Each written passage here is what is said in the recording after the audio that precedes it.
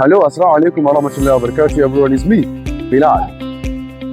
On another episode of A Moment with Bilal, guess who we are meeting? The Executive Chairman of the Gombe State Internal Revenue Service, a woman who has broken records. So stay tuned. It's going to be neat. And this is our office. I will be walking into the office with you guys. Thank you.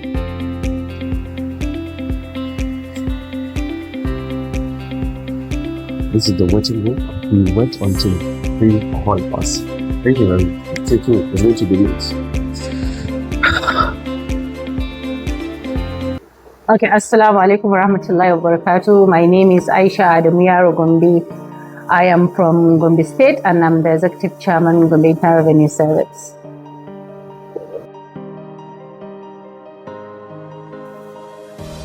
To me, a system is made of three major components. You have the policy, you have the people, and then you have the processes. So what we did upon resumption is to look at these three major components and see how we can improve in the three aspects, and those reforms we brought in our people, that's the staff, things like training our staff, providing a healthy working environment, and we look at our policies, we work with different development partners, we work with other subnationals to improve on our policy. We also looked at our processes and we improved on that. So the culmination of all these three led to us being able to achieve our targets. And to cap it all, we also have the support of His Excellency, the Executive Governor of the state, Governor Muhammadu Yahya, because one of the success factors in tax administration and collection, especially in the subnationals, is for you to have the goodwill and then the political backing of your boss. Otherwise, it becomes a very Herculean tax.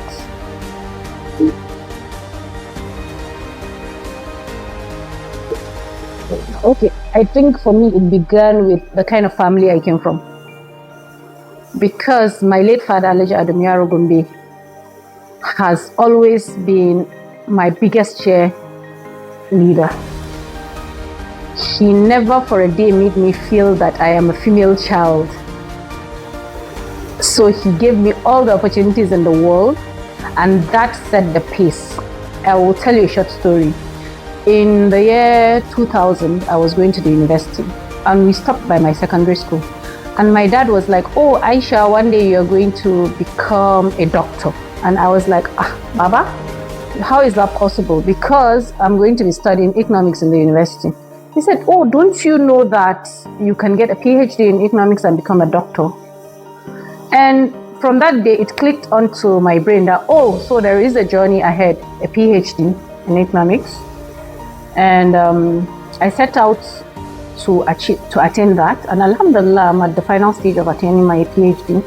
But also alongside that, we will not deny the fact that we have cultural limitations. I remembered in 2006, 2006-07, by the time I've completed my master's degree in the United Kingdom, I intended to embark on the PhD. But the same father of mine told me that, no, I think it's too early because of the patriarchal system we have. But that notwithstanding, my father has been my backbone. He has been the greatest supporter I have in this world. And I stood on his shoulder to attain whatever I have done. So the family I came from provided the background, they provided the support system. I have never lacked in terms of my education, in terms of all other necessary support. And I think also all the men in my life played a very important role. We will not deny the fact that this is a patriarchal society, the Ariwa culture. But I've been lucky, apart from my father, I have brothers who have supported me on my educational journey. I've also had partners who have supported me. I mean, when I say partner, I have my husband who supports me because I don't live in Gombe, but I'm here working in Gombe.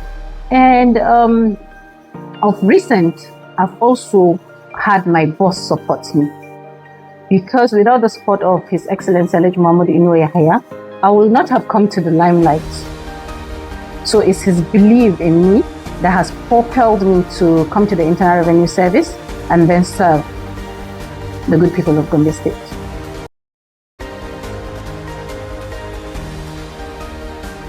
think this might first fall back to the fact that I'm a woman. We are multitaskers, we are nurturers, so it's easy to relate with people being a woman.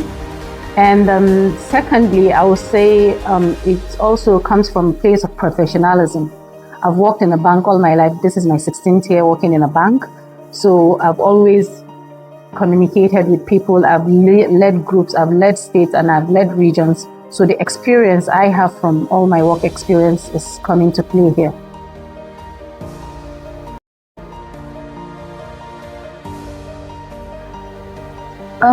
The hardest moment in my journey, I will say, is still ongoing, because it is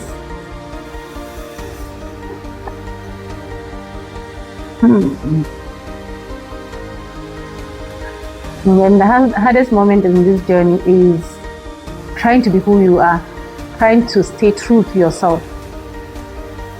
I think it's one of the hardest moments in every journey I find myself, in every situation I find myself, because you have the culture of an institution and then you have your own personality. So the clash between the two, and then your ability to maintain that sanity and stay true to yourself, has always been the hardest journey for me in every work environment I found myself.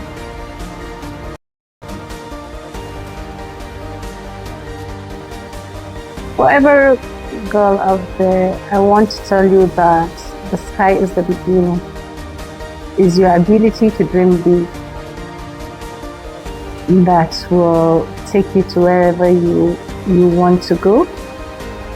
You first have to prepare yourself for success. And preparing yourself for success entails studying hard, believing in God, and defining who you are as a person, so that you have a brand. What is Aisha known for? What is Fatima known for? So you have to do that, and then success will meet you along the path. Ciao.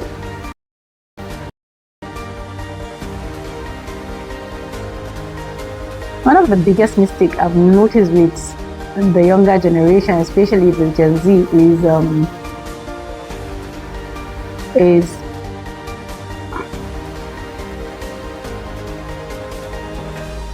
is one, they are, yes, we do understand that the world is now faster because all information is at the tips of your finger, but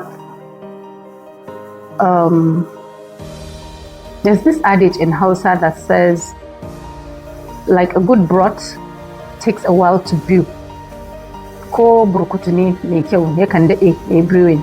So what it simply means is there is a process to things. Despite the speed in which the world operates now, experience and knowledge isn't a fallacy. It truly is something else. So while we are at it, we need to be a bit cautious, and there are some things that you might not be able to see, even if you're on top of the tree compared to an older person.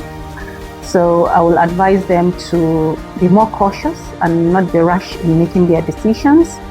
And there is also this theory of a normal curve in life. So the faster you get to the peak of the curve, which is like a bell-shaped curve, the faster you get to the peak of the curve, naturally is going to fall. So it's better you climb, you climb gently, or you climb naturally and get to the peak of it, and then you will also be able to fall naturally, compared to you spiking and then having a terrible fall. And I'm sure you can compare that theory to a lot of celebrities, a lot of people who reach the peak of their career at an early age and they are no longer in the system. And secondly, my advice will also be we all know where we're from, either culturally or religiously. What we've also noticed with the younger generation is there is a loss in personality.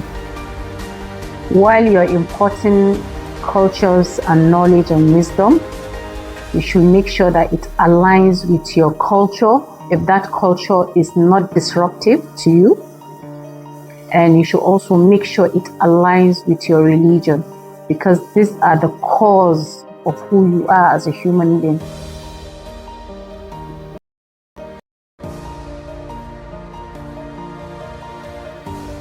I've heard you mention titles. I have an inquisitive mind. One thing I'm certain of is I'm a great learner. I always want to learn. And working in different places have given me the opportunity to meet a lot of people and also to learn. So, and I'm still young, I think. Young. I'm young and strong. So, for me, my future outlook is to have an opportunity where I will continue to impact on the life of humanity, on humanity. So thank you very much for having me. This is Moments with Bilal, and I wish you success in all your endeavors.